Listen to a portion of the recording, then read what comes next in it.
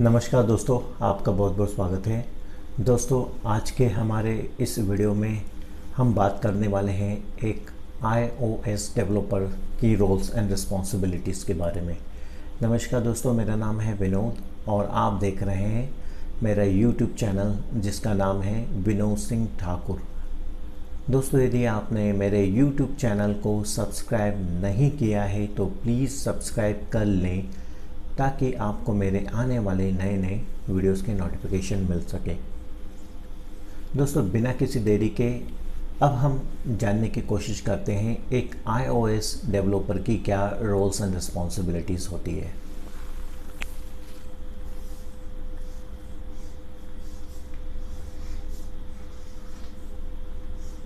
दोस्तों, एक iOS developer iOS mobile devices,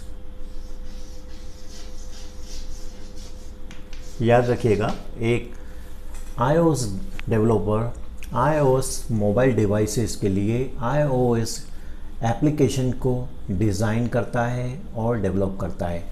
सबसे पहले एक iOS developer iOS mobile devices के लिए iOS एप्लीकेशन को डिज़ाइन करता है और फिर iOS एप्लीकेशन को डेवलप करता है।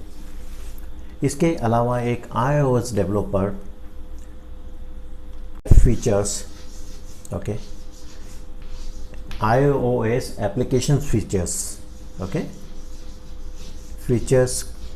को डिफ़ाइन करने के लिए डिज़ाइन टीम के साथ मिलकर काम करता है। एक iOS डेवलपर डिज़ाइन टीम के साथ मिलकर iOS डिवाइस के जो फीचर्स हैं उन्हें डिफ़ाइन करने की कोशिश करता है कि iOS एप्लीकेशन में किस प्रकार के डिज़ाइन फीचर्स होंगे या एप्लीकेशन फीचर्स होंगे। इसके अलावा एक iOS डेवलपर iOS डिवाइसेस के लिए एप्लीकेशन की जो क्वालिटी है और परफॉर्मेंस है उसे इंश्योर करने की कोशिश करता है। iOS जो डिवाइसेस है उसके जो iOS एप्लीकेशंस है उसकी क्वालिटी अच्छी होनी चाहिए, उसका परफॉर्मेंस अच्छा होना चाहिए। ये इंश्योर करने का काम एक iOS डेवलपर का होता है। इसके अलावा एक iOS डेवलपर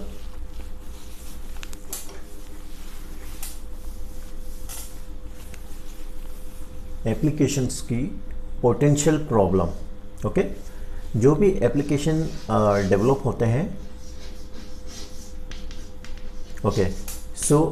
एक iOS डेवलपर का काम होता है कि iOS एप्लीकेशन में जो भी पोटेंशियल प्रॉब्लम है उसे आइडेंटिफाई करना और जो एप्लीकेशन बॉटलनेक्स होती है, एप्लीकेशन बॉटलनेक्स को रिजॉल्व करना। एक iOS डेवलपर का काम होता है कि वो जो भी एप्लीकेशन में पोटेंशियल प्रॉब्लम्स होती है उन्हें आइडेंटिफाई करता है कि एप्लीकेशन में कौन कौन सी प्रॉब्लम्स है, उन्हें आइडेंटिफाई करना और उन्हें रिजॉल्व करना। इसके अलावा एक iOS डेवलपर फाइनल रिलीज, याद रखिएगा, फाइनल रिलीज से पहले एप्लीकेशन में अगर कोई बग है या कोई प्रॉब्लम है सो उसे फिक्स करता है। एप्लीकेशन में कई तरह की बग हो सकती है। जब भी एक iOS एप्लीकेशन है उसे फाइनल रिलीज करने से पहले उसमें जो भी बग्स है या प्रॉब्लम्स है उन्हें आइडेंटिफाई करना, रिजॉल्व करना और फिक्स करने का काम एक iOS डेवलपर का मेन काम होता है। इसके अलावा एक iOS डेवलपर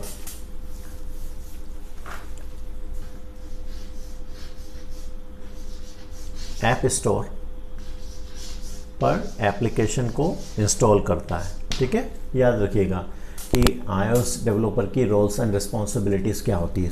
एक iOS डेवलपर ऐप स्टोर पर एप्लीकेशन को पब्लिश करता है या इंस्टॉल करता है। इसके अलावा कोड को मेंटेन करना, iOS कोड को मेंटेन करना, एप्लीकेशन को ऑप्टिमाइज़ करना,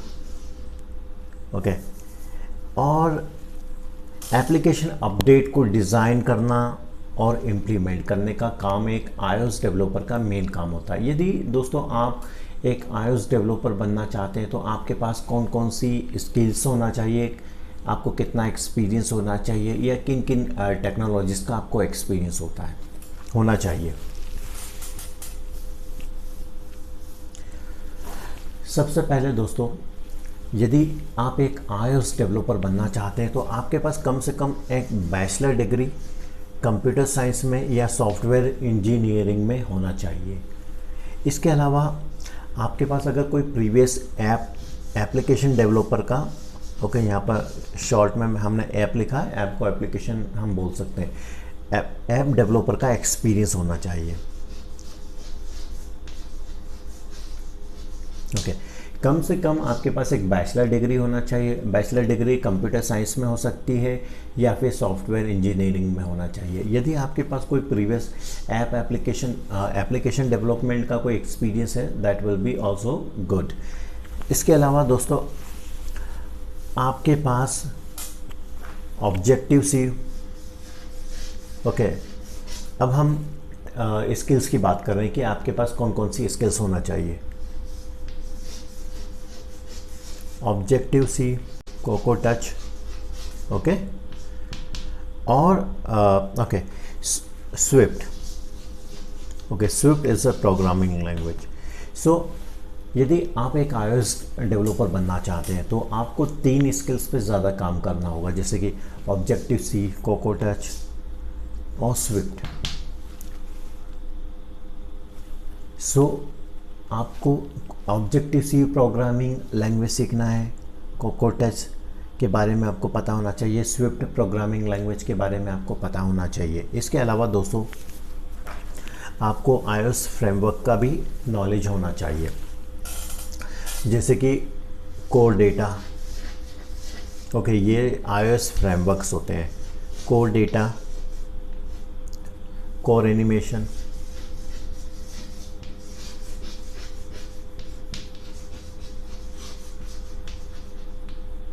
का आपको एक्सपीरियंस होना चाहिए, नॉलेज होना चाहिए।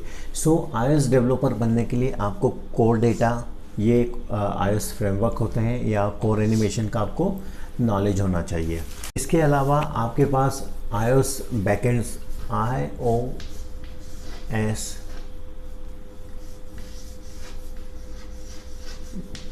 बैकएंड सर्विसेज का नॉलेज होना चाहिए या फिर एक्सपीरियंस होना चाहिए। और आपको एप्लीकेशन डिज़ाइन प्रिंसिपल्स का नॉलेज होना चाहिए कि एप्लीकेशन को कैसे डिज़ाइन किया जाता है। तो आपको ये याद रखना है कि आपको एप्लीकेशन डिज़ाइन प्रिंसिपल्स का नॉलेज होना चाहिए, और आपको एप्लीकेशन इंटरफेस गाइडलाइंस के बारे में भी पता होना चाहिए। इसके अलावा आपको कोड वर्जनिंग टूल का नॉलेज होना चाहिए, कोड वर्जन टूल का नॉलेज आपको होना चाहिए, जैसे कि गेट, SVN और मर्क्यूरियल, ओके। फिर आपको सी बेस्ड लाइब्रेरी के बारे में पता होना चाहिए कि सी बेस्ड लाइब्रेरी क्या होती है। आप ध्यान दीजिएगा दोस्तों, आपको iOS बैकएंड सर्विसेज का नॉलेज होना चाहिए, कोड वर्जन टूल्स जैसे कि गेट, SVN, मर्क्यूरियल का आपको नॉलेज होना चाहिए, और सी बेस्ड सर्विसेज का आपको नॉलेज होना चाहिए।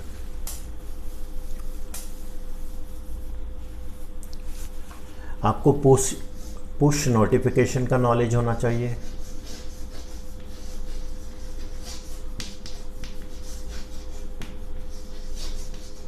पुश नोटिफिकेशन, APIs और क्लाउड मैसेजिंग का आपको नॉलेज होना चाहिए, और कंटिन्यूअस इंटीग्रेशन का आपको नॉलेज होना चाहिए। सो दोस्तों, यदि आप एक iOS डेवलपर बनना चाहते हैं तो आपको पुश नोटिफिकेशन, APIs और क्लाउड मैसेजिंग का नॉलेज होना चाहिए, आपको कंटिन्यूअस इंटीग्रेशन का नॉलेज होना चाहिए। सो बेसिकली एक iOS डेवलपर क्या करता है, जो भी iOS मोबाइल डिवाइसेस होती है उनके लिए एप्लीकेशन या सॉफ्टवेयर को डिज़ाइन करना। आपको, यदि आप एक iOS डेवलपर बनना चाहते हैं तो आपको ऑब्जेक्टिव सी, कोको टच, और स्विफ्ट का नॉलेज होना चाहिए, आपको कोड वर्जनिंग टूल का नॉलेज होना चाहिए, जैसे कि Git, Mercurial, SVN, push notification, API, cloud का आपको नॉलेज होना चाहिए, सी बेस्ड लाइब्रेरी का नॉलेज होना चाहिए, और कम से कम एक बैचलर डिग्री या तो कंप्यूटर साइंस में होना चाहिए या कंप्यूटर इंजीनियरिंग में होना चाहिए। सो दोस्तों, आशा करता हूँ आपको ये वीडियो पसंद आया होगा। यदि आपको ये वीडियो पसंद आया तो please subscribe my channel, like and comment. अभी के लिए बस इतना ही। Thanks for watching.